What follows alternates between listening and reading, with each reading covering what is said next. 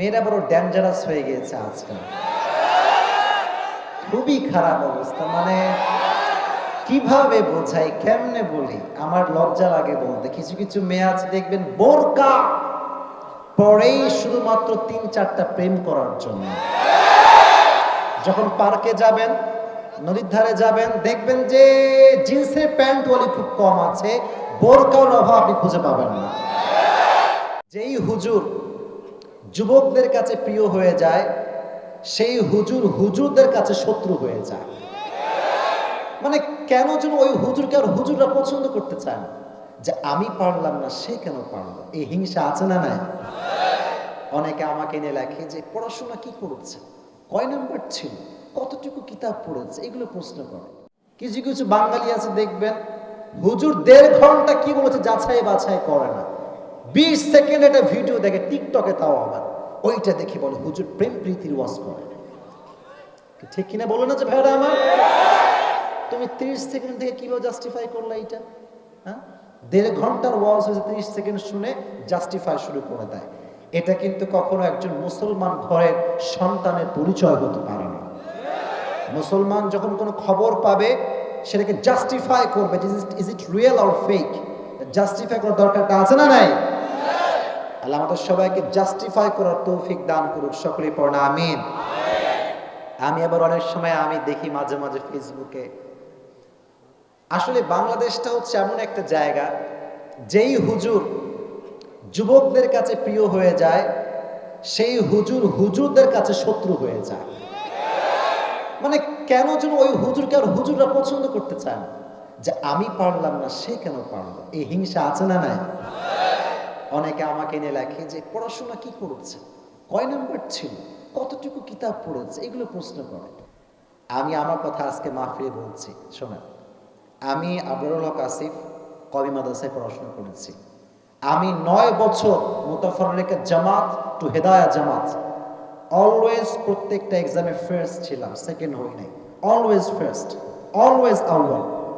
এবং আমি আমার কথা এটা অহংকারের জন্য বলছি না, যারা সমালোচক তারা না জানলে আজীবন সমালোচনা করেই তারা বেড়াবে, ঠিক কিনা? জানতে হবে। আরে ভাই আমার কথা আপনাকে আমি বলতেছি, এখানে হুজুর অনেক কমে হুজুর আছে মাশাআল্লাহ, বুঝতে পারতেছি। আমি যখন মিজান জামাতে পড়তাম, মিজান আমি তাকরা পড়াতাম। যখন নাহওয়ে মিরে পড়তাম, নাহওয়ে মির আমি তাকরা পড়াতাম। প্রত্যেকটা কিতাব হেদায়াতুন নাহু টু একদম হেদায়া, প্রত্যেকটা মেইন কিতাব আমি তাকরা পড়াতাম। এবং আমাদের কওমি অঙ্গনে বোর্ড পরীক্ষা হয়, বোর্ড কিন্তু সব ছাত্র পায় না। আমি আল্লাহর রহমতে আমাদের যে বোর্ড ছিল, পুরো বোর্ডে 10 জনকে পরীক্ষায় মেধালিকায় রাখা হতো। আমি আলহামদুলিল্লাহ সে 10 জনের ভিতরেও ছিলাম, আলহামদুলিল্লাহ পড়া। এভাবে পড়েছি ভাই। আমার লাইফের কথা আমি বলছি, যুবক ভাইরা তোমরা শোনো, আমি মাহফিলের জায়গার লোকই আমি না। আমার এখনো মনে আছে কাফিয়া যখন আমি পড়তাম, এটা ক্লাসের নাম, এটা কওমি মাদ্রাসার ভেতরে, আমি দীর্ঘ 45 দিন, কম না বেশি, 45 দিন কম না বেশি, এতটা পড়ার জোশ আমার ভেতরে ছিল। আমি মাদ্রাসা গেট থেকে বের হই নাই 45 দিন, 1.5 মাস একাধারে মাদ্রাসার যে 4 দেওয়াল আছে এখানে আমি ছিলাম। রবকে সাক্ষী রেখে বলছি। 9 বছর পরে যখন আমি ভাবলাম কিরে জীবনে এত ফার্স্ট, এত মেধা তালিকায় 1 নাম্বার, আমি কি আসলে কথা বলতে পারি?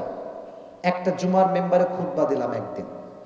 যখন কথা বলতে শুরু করলাম তখন মনে হলো যে হায় হায় হায়, কার পেছনে ছুটলাম, কিসের আউয়াল, কিসের ফার্স্ট।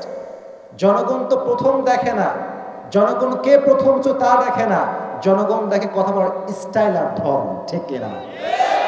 সাধারণ জনগণ এসব বোঝে না। তো বুঝলাম যে যতই কিতাব মুতালা করি না কেন, আর যতই মেধালিকে 1 নাম্বার থাকি না কেন, জনগণ যদি আমার যোগ্যতা না বুঝতে পারে, কথার মূল্যায়ন না করতে পারে, সম্মান কোথাও টাকা পয়সা দিয়ে খুঁজে পাওয়া যাবে না। তখন থেকে ট্রাই করেছি কথা শেখার জন্য। আস্তে আস্তে আস্তে এই পর্যন্ত এসেছি। কালকে আমার মাহফিল ছিল আমার ওস্তাদের বাসাতে, বিশাল বড় মাহফিল, যুবক ভাইয়েরা এসেছে। তো ওস্তাদকে পাশে রেখে আমি জীবনের প্রথম আমার ছাত্র জীবনে কালকে কথা বলেছি, আর আজকে বললাম।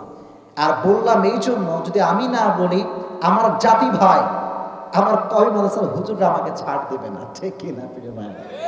হিংসা করবেন না, মারামারি করবেন না, ভালোবাসা আছে যেখানে ইসলামের গণজোয়ার হবে সেখানে, ঠিক কি না? আল্লাহ আমাদের ভালোবাসার তৌফিক দান করুক, সকলে পড়া আমিন। এবং যুবক যারা এসেছো প্রত্যেকটা যুবককে আল্লাহ তাআলা কবুল করুন, সকলে পড়া আমিন। যুবক, আজকে যে পরিমাণ যুবক দেখতে পাচ্ছি 90% যুবক আজকে মাহফিলে উপস্থিত হয়েছে, ঠিক না? ডান থেকে বাম থেকে সব যুবক আর যুবক, এদেরকে দেখলে আমার কলিজা ঠান্ডা হয়ে যায়, কারণ এরা ভালোবাসে আমাকে, আমি ভালোবাসি যুবকদেরকে। আর সিঙ্গেল কারা কারা আছে দেখি একটু হাত তোলো। কে? তোরা সবাই সিঙ্গেল পার্টি?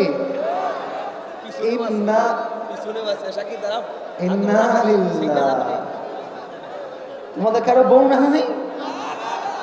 নাউজুবিল্লাহ পড়ো, নাউজুবিল্লাহ পড়ো, এটা মজা করে বলছি। আল্লাহ সবাইকে একটা সুন্দরী দিনদার নেককার বউ দিয়ে দিক, পড়া আমিন। যারা আমিন কয় না একটাও বউ পাবে না এরা, মন খুলে সকলে পড়া আমিন। ভালো বউ চাইবা একজনের কাছে, আওয়াজ দিয়ে বলো তিনি কে? মানুষের কাছে চাওয়া যাবে না, ফেসবুকে চাওয়া যাবে না। আমাকে কেউ ভালোবাসে, ফেসবুকে পোস্ট করে আমাকে কেউ ভালোবাসে, তো যে বন্ধুটা আছে সে আবার কমেন্ট করে, দোস্ত আমি থাকতে তোর টেনশন কোথায়, তোর কয়টা লাগবে, আমি তোকে সাপ্লাই দিব। এরকম লুচ্চা মার্কা যুবক আছে না? কিরে বাবা তুই কোথায় মোটিভেশন দিলি? তুই জায়গা মতো বাস দিয়েছিস, ঠিক না?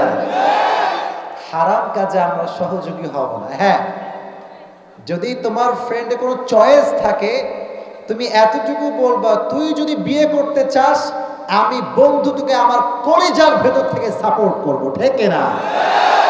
আর তুই পার্কে প্রেম করবি আর তোর বাপকে আগে কলটা আমি দিব, ঠিক আছে না? কথা ঠিক আছে না?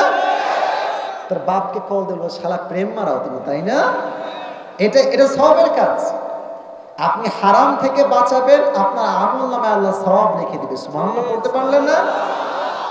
এজন্য আজ থেকে যুবক ভাইরা হারাম রিলেশনে থাকা যাবে না। আস্তে কখনো থাকা যাবে না। আর এখানে হয়তো অনেক মেয়েরাও এসেছে, তাই না? মাহফিলে ওই পাশে আছে হয়তো, মেয়েরা বড় ডেঞ্জারাস হয়ে গিয়েছে আজকাল, খুবই খারাপ অবস্থা। মানে কিভাবে বোঝাই, কেমনে বলি, আমার লজ্জা লাগে বলতে। কিছু কিছু মেয়ে আছে দেখবেন বোরকা পরেই শুধুমাত্র 3-4টা প্রেম করার জন্য।